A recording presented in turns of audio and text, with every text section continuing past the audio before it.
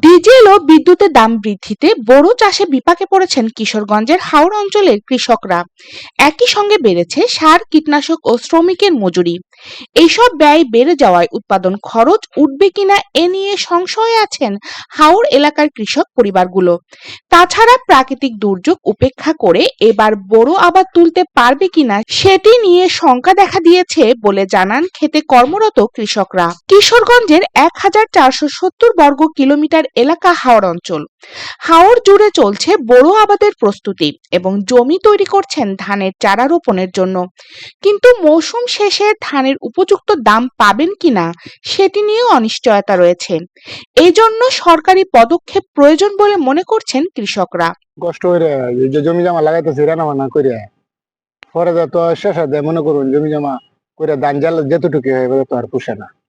আমরা যে তেল কিনে দিনে আনি, তেলের পড়তে হয় না, মানে ধানের বুড়ো যে ফসলে আর গিয়া সারে আর তেলে পড়তে হয় না। তেলের দর বাড়তি, সারের দর বাড়তি, যে কত আলবানি লাগে 400 টাকা কাটা। অনেক থেকে কাঁচা ধান বেচে ঋণ আরম্ভ, কাঁচা ধান বেচে ঋণ দিলেন, আমরা কি লাভ?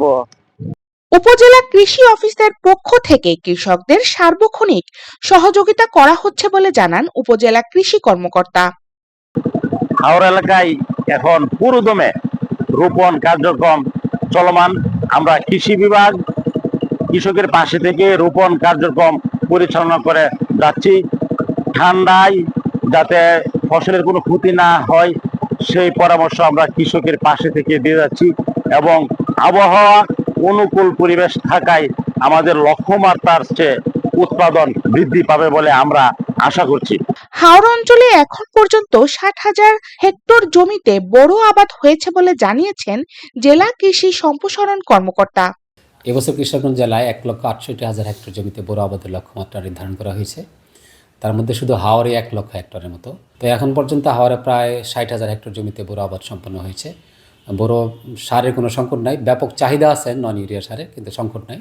যে পরিমাণ চাহিদা সেই পরিমাণ সার বরাদ্দ আছে এবং সেই সারগুলি আসতেছে। চলতি বছর জেলায় ১,৬৮,০০০ হেক্টর জমিতে বোরো আবাদের লক্ষ্যমাত্রা নির্ধারণ করা হয়েছে। এখন পর্যন্ত ৬০,০০০ হেক্টর জমিতে ধানের চারা রোপণ করা হয়েছে।